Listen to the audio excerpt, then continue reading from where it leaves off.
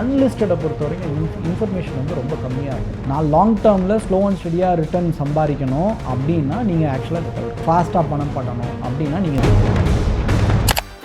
This festive season, travel the world with Grand Royal Tours. தமிழ்நாட்டின் வளர்ச்சி பயணத்தில் ஒருவரையும் பின்தங்க விட மாட்டோம். வெல்வோம் ஒன்றாக. Adyar Ananda Pawan sweets and snacks மற்றும் A2B வெஜ் ரெஸ்டாரண்ட். உங்கள் பசியார எங்கள் ருசி பேசும். ஈக்விட்டியே ரிஸ்க் அப்படின்னு சொன்னோம்னா அன்லிஸ்டட் அதை விட ரிஸ்க் ஜாஸ்தி. ஏன்னா எதில் வந்து சீக்கிரமாக பணம் சம்பாதிக்கணும் அப்படின்ற ஒரு நோக்கம் இருந்தது அப்படின்னா எந்த கதையை சொன்னாலும் நம்பிடுவாங்க ஈஸியாக. ஆனால் நான் கொடுத்த வேலை ஜாஸ்தியாக கொடுத்துட்டேன் அப்படின்னா நான் பைசா சம்பாதிக்க முடியாது. ஸோ நீங்கள் நல்ல கம்பெனின்னு பார்த்து இன்வெஸ்ட் பண்ண முடியாது. You will have to pay the right price அப்படின்னு சொல்லுவாங்க. கம்பெனி நல்லதாக இருக்கணும், ப்ளஸ் நீங்கள் கரெக்டான வேலையை கொடுக்கணும். ரெண்டுத்தையும் கரெக்டாக பண்ணிங்கன்னா தான் நீங்கள் சம்பாதிக்க முடியும். இல்லைனா நல்ல கம்பெனி நான் சந்தோஷமாக வச்சுக்கலாம், சம்பாதிக்க முடியாது. லிஸ்ட் ஆனதுக்கப்புறமும் சில கம்பெனி வந்து பார்த்திங்கன்னா பெரிய வேல்யூவேஷனில் ட்ரேட் ஆகும். ஆனால் அந்த வேல்யூவேஷன் எப்போவுமே வந்து பேக்டு பை ப்ராஃபிட்ஸ் இல்லைனா என்னைக்காவது ஒரு நாள் அது இறங்க ஆரம்பிச்சிடும். இப்போ நம்ம நிறைய கம்பெனிகளோட ஸ்டாக் ப்ரைஸ் பார்ப்போம். அது பார்த்திங்கன்னா கடன்னு ஏறும். அதுக்கப்புறம் வந்து ஓகே நம்ம எதிர்பார்த்த அளவுக்கு கம்பெனி லாபம் வரல அப்படின்னா ஆட்டோமேட்டிக்காக வந்து பார்த்திங்கன்னா ஷேர் ப்ரைஸ் இறங்கி சில நேரம் அது திரும்பி ஸோ இந்த ரிஸ்க் வந்து லிஸ்ட் ஆனதுக்கப்புறமும் பணத்தை உடனடியாக சம்பாதிக்கணும்னு நினைக்கும் போது நமக்கு வந்து பார்த்திங்கன்னா அந்த பேராசைன்ற ஒரு உணர்வு வந்துடுது. பேராசைன்னு வரும்போது நம்மளோட டிசிஷன் மேக்கிங் தப்பாக வரதுக்கான வாய்ப்பு நினைக்கிறேன். உங்களுடைய பெரிய தொகையை போட்டு நீங்கள் பெட் பண்ணக்கூடாது. ஏன்னா நீங்கள் நஷ்டம் அடைஞ்சிட்டீங்க அப்படின்னா உங்களுடைய எல்லா பணத்தையும் நீங்கள் இழந்துருவீங்க. அப்போ அடுத்த நாளைக்கு நீங்கள் என்ன பண்ணுவீங்கன்றது யோசிச்சுட்டு பண்ணணும். ஸோ அப்படியே நீங்கள் பெட் பண்ணணும் அப்படின்னு நினச்சிங்கன்னா கூட ஐடியலி தவிர்க்கலாம். பட் அதுக்கும் மேலே நீங்கள் பெட் பண்ணணும், எனக்கு அந்த ஃபாஸ்ட் மணி பண்ணணும் அப்படின்னு நினச்சா உங்களுடைய தொகையில் மேபி ஒரு 5% 10% ஒரு கம்பெனி மேலே பெட் பண்ணணும். நீங்கள் அட்லீஸ்ட் ஓரளவுக்கு லாபம் சம்பாதிக்கிறதுக்கான வாய்ப்பு. அப்போ அன்லிஸ்டில் நான் போய் போட்டேன்னா எனக்கும் அது சம்பாத்தியம் கிடைக்கும் அப்படின்னு நான் புரிஞ்சுப்பேன். ஆனால் அந்த கம்பெனி வேறையாக இருக்கலாம், அந்த கம்பெனியோட எதிர்பார்ப்பு வேறையாக இருக்கலாம், அந்த கம்பெனியோட ஃபினான்ஷியல்ஸ் வேறையாக இருக்கலாம். ஆனால் எனக்கு புரிஞ்சது வந்து பார்த்திங்கன்னா அன்லிஸ்டட்னு மட்டும்தான் எனக்கு புரிஞ்சுது. சரி, இப்போது அன்லிஸ்டட் ஸ்டாக்ஸ் பொறுத்த வரைக்கும் நிறைய பேர் அதில் வந்து இன்வெஸ்ட்மெண்ட் பண்ணுறதுக்கான இன்ட்ரெஸ்ட் அப்படிங்கிறது நிறைய காமிக்கிறாங்க. அதில் இருக்கக்கூடிய தெரியாத ரிஸ்க்லாம் என்னென்ன? ஆக்சுவலாக அன்லிஸ்டட் டோட்டலாகவே ரிஸ்க் தான். இன்ஃபேக்ட் ஈக்விட்டியே ரிஸ்க் அப்படின்னு சொன்னோன்னா அன்லிஸ்டட் அதை விட ரிஸ்க் ஜாஸ்தி. பட் ஜென்ரலாக வந்து இன்வெஸ்டர்ஸ் வந்து பார்த்திங்கன்னா எதில் வந்து சீக்கிரமாக பணம் சம்பாதிக்கணும் அப்படின்ற ஒரு நோக்கம் இருந்தது அப்படின்னா எந்த கதையை சொன்னாலும் நம்பிடுவாங்க ஈஸியாக. அப்போது நான் இந்த அன்லிஸ்டடை வாங்கினேன், நான் லிஸ்ட் பண்ணும்போதே எனக்கு வந்து ப்ரீமியம் கிடச்சிது, அதுக்கப்புறம் வந்து லிஸ்டிங்லேருந்து எனக்கு ஒரு ப்ரீமியம் கிடச்சிது அப்படின்னு யாராவது ஒருத்தர் 2 பேர் சம்பாதிச்சிட்டாங்க அப்படின்னா அப்போ அன்லிஸ்டடில் நான் போய் போட்டேன்னா எனக்கும் அது சம்பாத்தியம் கிடைக்கும் அப்படின்னு நான் புரிஞ்சுப்பேன். ஆனால் அந்த கம்பெனி வேறையாக இருக்கலாம், அந்த கம்பெனியோட எதிர்பார்ப்பு வேறையாக இருக்கலாம், அந்த கம்பெனியோட ஃபினான்ஷியல்ஸ் வேறையாக இருக்கலாம். ஆனால் எனக்கு புரிஞ்சது வந்து பார்த்திங்கன்னா அன்லிஸ்டட்னு மட்டும்தான் எனக்கு புரிஞ்சிருக்கும். அப்போது அடுத்த அன்லிஸ்டடில் நான் எப்போ வாங்க முடியும்? அந்த அன்லிஸ்டடில் போய் நான் வாங்கும்போது அந்த கம்பெனியோட ஃபினான்ஷியல் வேறையாக இருக்கலாம், அதோட எதிர்பார்ப்பு வேறையாக இருக்கலாம், அதோட ஃபண்டமெண்டல்ஸ் வேறையாக இருக்கும்போது எல்லா வாட்டியும் அப்ரிஷியேட் ஆகணும்னு அவசியம் கிடையாது. இன்ஃபேக்ட் ஐபிஓட ஹிஸ்ட்ரி எடுத்து பார்த்தீங்கனாலே தெரியும். லாஸ்ட் ஒரு வருஷத்தோட ஐபிஓவில் வந்ததில் வந்து பார்த்திங்கன்னா வந்த கம்பெனி எல்லாமே இனிஷியலாக எல்லாமே வந்து ப்ரீமியமில் லிஸ்ட் ஆகாது. சிலது வந்து அங்கேயே வந்து டிஸ்கவுண்ட்டில் போகிறதுக்கான வாய்ப்பு இருந்தது. 5% மைனஸ் தான் லிஸ்ட்டே ஆச்சு. சில கம்பெனி லிஸ்ட் ஆகும்போது சூப்பராக லிஸ்ட் ஆகிடும். ஆனால் ஒரு 6 மாதம் கழிச்சு 1 வருஷம் கழித்து பார்த்திங்கன்னா லிஸ்டிங்கை விட 50% கீழே இருக்கும். இந்த கம்பெனிகள்லாம் வந்து பார்த்திங்கன்னா லிஸ்ட் ஆகும்போது சூப்பராக லிஸ்ட் ஆகிருக்கும். 1 வருஷம் கழித்து நீங்கள் பார்த்தீங்கன்னா சில கம்பெனியெல்லாம் ஏறவே ஏறாது, அங்கேருந்து கீழே இறங்கியிருக்கும். அஃப்கோர்ஸ் சில கம்பெனி அதுக்கப்புறம் ஏறுறதுக்கான வாய்ப்பும் இருக்கும். ஸோ முதல்ல எனக்கு வந்து அந்த ப்ரைஸை வந்து டிஸ்கவர் பண்ணுறதுக்கு எனக்கு தெரியணும். அந்த ப்ரைஸ் டிஸ்கவரி எனக்கு தெரியணும் அப்படின்னா எனக்கு நிறைய இன்ஃபர்மேஷன் இருக்கும். அன்லிஸ்டடை பொறுத்த வரைக்கும் இன்ஃபர்மேஷன் வந்து ரொம்ப கம்மியாக இருக்கும். அப்போது எந்த ரேட்டுக்கு வேணால் வாங்கினோன்னா இந்த மாதிரி நஷ்டமாகிறதுக்கான வாய்ப்பு இருக்குது. தெரியும் இது வந்து ஒரு நம்பகத்தன்மை வாய்ந்த நிறுவனம் அப்படின்னு தெரிஞ்சு அந்த மாதிரி ஒரு நிறுவனம் எனக்கு லிஸ்டடில் இல்லை, ஸோ நான் அன்லிஸ்டடில் வாங்கலாம் அப்படின்னு நான் டிசைட் பண்ணுறது சரியாக தப்பா? இல்லை நீங்கள் வாங்கிறது சரியாக தப்பான்றது கம்பெனியை பொறுத்த வரைக்கும் சரியாக தப்பா அந்த கேள்வி ஓகே. என்எஸ்சி நல்ல கம்பெனி, அது ஓகே. ஆனால் நீங்கள் எந்த விலை கொடுத்து ஒரு ரியல் எஸ்டேட்டை வச்சு எக்ஸாம்பிள் சொன்னால் ஈஸியாக புரியும்னு நினைக்கிறேன். இப்போ ஃபார் எக்ஸாம்பிள் நம்ம வந்து ஒரு வேலைச்சேரியில் இருக்கோம்னு வச்சுப்போமே. வேலைச்சேரியில் ஒரு கிரவுண்டோட விலை 8 கோடி, எனக்கு தெரியல 8 கோடின்னு வச்சுப்போம். நீங்கள் வந்து வேலைச்சேரி சூப்பரான இடம் தான்ட்டு 80 கோடி ரூபா கொடுத்து வாங்கிட்டீங்கன்னு வச்சுக்கோங்களேன், நீங்கள் என்றைக்குமே பணம் பண்ண முடியாது. அதாவது அட்லீஸ்ட் அடுத்த 10-20 வருஷத்தில் பணம் பண்ண முடியாது. நல்ல கம்பெனியாக இருக்கலாம், ஆனால் நான் கொடுத்த வேலை ஜாஸ்தியாக கொடுத்துட்டேன் அப்படின்னா நான் பைசா சம்பாதிக்க முடியாது. ஸோ நீங்கள் நல்ல கம்பெனின்னு பார்த்து இன்வெஸ்ட் பண்ண முடியாது. You will have to pay the right price அப்படின்னு சொல்லுவாங்க. கம்பெனி நல்லதாக இருக்கணும், ப்ளஸ் நீங்கள் கரெக்டான வேலையை கொடுக்கணும். ரெண்டுத்தையும் கரெக்டாக பண்ணிங்கன்னா தான் நீங்கள் சம்பாதிக்க முடியும். இல்லைனா நல்ல கம்பெனி நான் சந்தோஷமாக வச்சுக்கலாம், சம்பாதிக்க முடியாது. ஸோ அந்த விலை என்னன்றதையும் நான் வந்து கண்டிப்பாக புரிஞ்சுக்கணும்.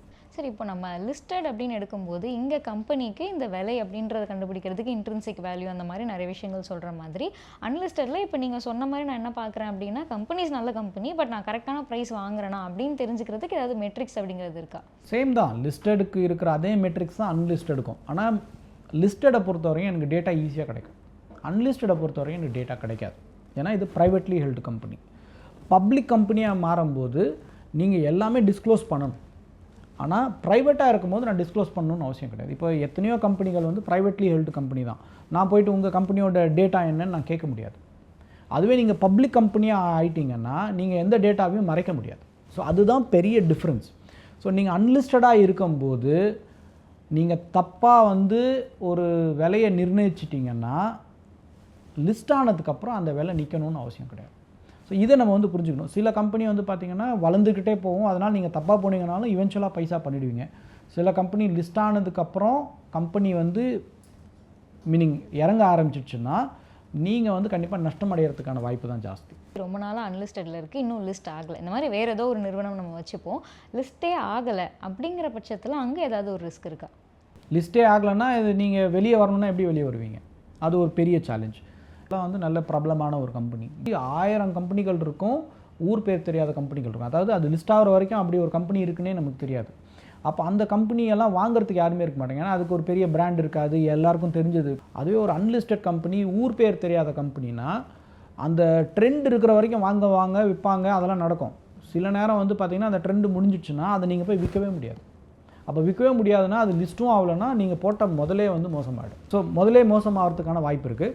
ஸோ அதனால் அன்லிஸ்டடை பொறுத்த வரைக்கும் நீங்கள் இன்னும் எக்ஸ்ட்ரா கேர்ஃபுல்லாக இருக்கணும். இப்போ லிஸ்டடை பொறுத்த வரைக்கும் நீங்கள் ஏதோ ஒரு தப்பாக வாங்கிட்டீங்கனாலும் பரவாயில்லன்னு மார்க்கெட்டில் விற்றுட்டு ஏதாவது நீங்கள் வெளியே வந்துடலாம், எக்ஸிட் ஆகிடலாம். பட் அன்லிஸ்டடை பொறுத்த வரைக்கும் நீங்கள் எக்ஸிட் கூட பண்ண முடியாது. அதை நீங்கள் வந்து புரிஞ்சுக்கணும். நிறைய நம்ம கேள்விப்படுறோம்ல சார், இப்போ நம்ம இன்வெஸ்ட் பண்ணுற நிறுவனம் அப்படிங்கிறது அது இல்லாமல் போகிறது கூட சான்சஸ் இருக்குது அப்படின்னு, இந்த மாதிரி அன்லிஸ்டடில் நடக்கிறதுக்கான வாய்ப்பு இருக்கா?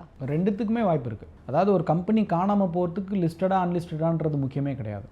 ஒரு கம்பெனி வந்து எப்போ வேணால் இழுத்து மூடலாம். அதாவது சூழ்நிலை சரி. இப்போ நம்மளை சுற்றி இருக்கிற நிறைய கடைகள் வந்து பார்த்திங்கன்னா 5 வருஷம் கழிச்சு இருக்கணும்னு அவசியம் கிடையாது. சில கம்பெனிகள்லாம் மூடிடும். அது ப்ரைவேட் கம்பெனியாக கூட இருக்கலாம், பப்ளிக் கம்பெனியாகவும் இருக்கலாம். ஆனால் ப்ரைவேட் கம்பெனியை பொறுத்த வரைக்கும் இழுத்து மூடிட்டாங்கன்னா முன்னாடி சொன்ன மாதிரி எக்ஸிட் பண்ணவே முடியாது. அந்த ரிஸ்க்கை வந்து நம்மளால் வந்து எடுத்துக்கவே முடியாது. ஏன்னா நீங்கள் போட்ட பணம் காலி. இங்கே அட்லீஸ்ட்டு என்றைக்காவது ஒரு நாள் நீங்கள் விற்றுட்டு வெளியே வரதுக்கான வாய்ப்பு இருக்காது. நீங்கள் வாங்கின ரேட்டாக இல்லாமல் இருக்கலாம், ஆனால் அட்லீஸ்ட் நீங்கள் விற்றுட்டு வெளியே வரலாம். இங்கே அதுக்கான வாய்ப்பு கூட இருக்காது. இந்த ஐபிஓ பற்றி நீங்கள் சொல்லியிருந்தீங்க, நிறைய ஐபிஓ கிரேஸ் அப்படின்னு சொல்லி. இதை வந்து தொடர்ந்து நம்ம லாஸ்ட் ஒரு 1 வருஷமாக நிறைய பார்த்துட்டே இருக்கோம். எல்லா ஐபிஓக்கும் அப்ளை பண்ணுறது அப்படின்ற மாதிரி நம்ம நிறைய பார்க்குறோம். இது சரியா? ஐபிஓ கண்டிப்பாக அப்ளை பண்ணணுமா? ஐபிஓ அப்ளை பண்ணணுமான்னு கேட்டிங்கன்னா இதில் வந்து 2 டைப் ஆஃப் இதை சொல்லலாம். ஐபிஓவை பொறுத்த வரைக்கும் நீங்கள் உங்கள் ப்ரைஸை நீங்கள் டிசைட் பண்ண முடியாது. ஒரு கம்பெனி என்ன ரேட்டுன்னு சொல்கிறாங்களோ அந்த ரேட்டில் தான் நீங்கள் வாங்க முடியும். இப்போ ஃபார் எக்ஸாம்பிள் ஹெச்டிபின்னு எடுத்துக்கிட்டால் அவங்க வந்து 700லேருந்து 740 ரூபான்னு சொன்னாங்கன்னா நான் 600 ரூபாய்க்கு போய் கேட்க முடியாது. So you can either buy at 700 or within 740. So price நீங்கள் டிசைட் பண்ண முடியாது. ரெண்டாவது, நான் எவ்வளோ அப்ளை பண்ணாலும் அந்த ஷேர் எனக்கு கிடைக்கணும்னு எந்த கேரண்டியும் கிடையாது. ஏன்னா சப்ஸ்கிரிப்ஷன் ஜாஸ்தி ஆச்சு அப்படின்னா எனக்கு கிடைக்காது. அப்போ நான் முன்னாடி சொன்ன மாதிரி நீங்கள் ஒரு நல்ல கம்பெனியை வாங்குறது எவ்வளோ முக்கியமோ அதே ஈக்குவலண்ட் முக்கியம். நீங்கள் எந்த ப்ரைஸில் வாங்குறீங்க, அதாவது கரெக்டான ப்ரைஸில் வாங்குறீங்களான்றதும் முக்கியம். இப்போ ஐபிஓவை பொறுத்த வரைக்கும் நீங்கள் அதை டிசைடே பண்ண முடியாது. ஓகே, நல்ல கம்பெனி நீங்கள் டிசைட் பண்ணிக்கலாம். ஆனால் 740 ரூபாய்க்கு இது ஒர்த் இல்லை அப்படின்னு நீங்கள் நினச்சிங்க அப்படின்னா நீங்கள் அதை அவாய்ட் பண்ணுறது தான் பெட்டர். இல்லை ஹெச்டிபி நல்ல company or any company for that matter அப்படின்னு நான் போய் துரத்தி போய் வாங்கினேன்னா என்னுடைய டிசிஷனில் எல்லாமே என்னுடைய கண்ட்ரோலில் கிடையாது. ஏன்னா இட்ஸ் ஆல் ப்ரீ டிசைடட். அப்போது சம்டைம்ஸ் வந்து ஓவர் ப்ரைஸ்டு ஐபிஓவாக இருந்தால் நீங்கள் ஆக்சுவலாக தவிர்க்கிறது பெட்டர். இந்த இனிஷியல் கெயினுக்காக மட்டும் நீங்கள் பண்ணுறீங்க அப்படின்னா கெயினை மட்டும் பார்த்து வராதிங்க, சில நேரம் லாஸும் வரும், அதுக்கும் தயாராவாங்க. அப்போது இருக்கிற ஐபிஓவில் வந்து பார்த்திங்கன்னா எல்லா ஐபிஓவும் அதே மாதிரி அது ஒரு ஃபேஸ் தான். அந்த ஒரு ஃபேஸ் எப்போவுமே நீடிக்காது. அண்ட் எப்போவுமே அந்த ஃபேஸ்க்கு எப்போவுமே ஒரு ரீட்டைல் இன்வெஸ்டர் எப்போ வருவாங்கன்னா கடைசி முடியும் போது தான் வருவாங்க. இனிஷியலாக வரமாட்டாங்க. ஏன்னா எல்லாருமே சம்பாதிக்கிறாங்க, அப்போ நான் மட்டும் இதை மிஸ் பண்ணிட்டேன்னு நினச்சி கடைசியாக நான் வரும்போது மேபி அதுதான் கடைசி லிஸ்டிங் கெயின் இருக்கிற ஐபிஓவாக கூட இருக்கலாம்.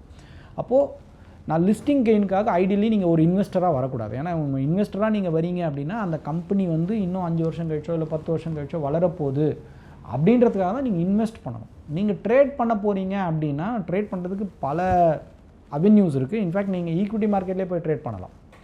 அதில் நீங்கள் உங்கள் இஷ்டத்துக்கு எவ்வளோ வேணுமோ வாங்கலாம், எந்த ப்ரைஸில் வேணுமோ வாங்கலாம், நீங்கள் விற்றுட்டு வெளியே வந்துடலாம். பட் ஐபிஓ பொறுத்த வரைக்கும் ட்ரேடிங் கெயினுக்காக ஐடியலி நீங்கள் பண்ணாமல் இருக்கிறது பெட்டர். இப்போ நம்ம அன்லிஸ்டடில் பார்த்தோம் இல்லையா சார், நம்ம சரியான வேல்யூ கொடுத்து வாங்குறோமா அப்படிங்கிற ஒரு பாயிண்ட்டும் அந்த நிறுவனத்தின் மேலே இருக்கக்கூடிய ரிஸ்க் அப்படிங்கிறத நம்ம பார்த்தோம். இந்த மாதிரி எய்தர் ஐபிஓவில் இல்லைனா வந்து அன்லிஸ்டடில் வேறு என்னென்ன தெரியாத ரிஸ்க் அப்படிங்கிறதெல்லாம் இருக்குது. இல்லை, இந்த ரிஸ்க் வந்து லிஸ்ட் ஆனதுக்கப்புறமும் இருக்குது. இப்போ லிஸ்ட் ஆனதுக்கப்புறமும் சில கம்பெனி வந்து பார்த்திங்கன்னா பெரிய வேல்யூவேஷனில் ட்ரேட் ஆகும். ஆனால் அந்த வேல்யூவேஷன் எப்போவுமே வந்து பேக்டு பை ப்ராஃபிட்ஸ் இல்லைனா என்றைக்காவது ஒரு நாள் அது இறங்க ஆரம்பிச்சிடும். இப்போ நம்ம நிறைய கம்பெனிகளோட ஸ்டாக் ப்ரைஸ் பார்ப்போம். அது பார்த்திங்கன்னா கடன்னு ஏறும். அதுக்கப்புறம் வந்து ஓகே நம்ம எதிர்பார்த்த அளவுக்கு கம்பெனி லாபம் வரல அப்படின்னா ஆட்டோமேட்டிக்காக வந்து பார்த்திங்கன்னா ஷேர் ப்ரைஸ் இறங்கி சில நேரம் அது திரும்பி ஸோ இந்த ரிஸ்க் வந்து லிஸ்ட் ஆனதுக்கப்புறமும் இருக்குது. ஒரே டிஃப்ரென்ஸ் என்னென்னா இங்கே லிஸ்ட் ஆனதுக்கப்புறம் இந்த ரிஸ்க் இருக்குதுன்னு தெரிஞ்சதுன்னா நான் விற்றுட்டு வெளியே வரலாம். அன்லிஸ்டடை பொறுத்த வரைக்கும் அந்த ரிஸ்க் இருக்குன்னு தெரிஞ்சாலும் வாங்குறதுக்கு யாராவது இருந்தால் தான் நீங்கள் விற்க முடியும். அஃப்கோர்ஸ் அது applies to here also. But இந்த market is much more deeper and much more investors இருக்கிற இடம். இங்கே வந்து பார்த்திங்கன்னா ரொம்ப கம்மியான ஆட்கள் தான் இருப்பாங்க. ஸோ அதனால் விற்கிறது வந்து ரொம்ப கஷ்டம். ஒரு பக்கம் அன்லிஸ்டட் ஷேர்ஸ், இன்னொரு பக்கம் வந்து ஐபிஓ சார், இது ரெண்டும் யாரெல்லாம் தவிர்த்துடலாம்? சரி, அதான் நீங்கள் வந்து உடனடியாக பணம் சம்பாதிக்கணுன்ற குரூப்பில் இல்லை அப்படின்னா அவங்க எல்லாருமே அதை தவிர்க்கலாம். ஏன்னா பணத்தை உடனடியாக சம்பாதிக்கணும்னு நினைக்கும் போது நமக்கு வந்து பார்த்திங்கன்னா அந்த பேராசைன்ற ஒரு உணர்வு வந்துடுது. பேராசைன்னு வரும்போது நம்மளோட டிசிஷன் மேக்கிங் தப்பாகிறதுக்கான வாய்ப்பு நிறைய இருக்குது. நான் லாங் டேர்மில் ஸ்லோ அண்ட் ஸ்டடியாக ரிட்டர்ன் சம்பாதிக்கணும் அப்படின்னா நீங்கள் ஆக்சுவலாக இதை தவிர்க்கலாம். இல்லை எனக்கு வந்து ஃபாஸ்ட்டாக பணம் பண்ணணும் அப்படின்னா நீங்கள் இதெல்லாம் ட்ரை பண்ணலாம். ட்ரை பண்ணி பணம் சம்பாரிச்சிங்கன்னா சந்தோஷமாக எடுத்துக்கோங்க. பணம் சம்பாதிக்கலைன்னா ஓகே இது நம்மளுடைய சிச்சுவேஷன் அப்படின்னு எடுத்துக்கிட்டு மூவ் ஆன் பண்ணுறது பெட்டர். அப்போ அந்த மாதிரி நீங்கள் பெட் பண்ணும்போது உங்களுடைய பெரிய தொகையை போட்டு நீங்கள் பெட் பண்ணக்கூடாது. ஏன்னா நீங்கள் நஷ்டம் அடைஞ்சிட்டீங்க அப்படின்னா உங்களுடைய எல்லா பணத்தையும் நீங்கள் இழந்துருவீங்க.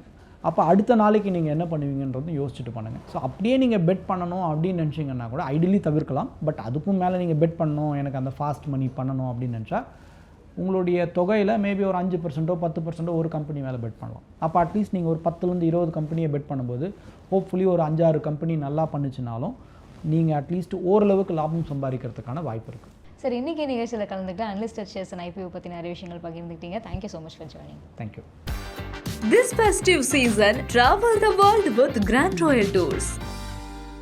தமிழ்நாட்டின் வளர்ச்சி பயணத்தில் ஒருவரையும் பின்தங்க விட மாட்டோம். வெல்வோம் ஒன்றாக. Adyar Ananda Pawan sweets and snacks மற்றும் A to B veg restaurant. உங்கள் பசியார எங்கள் ருசி பேசும்.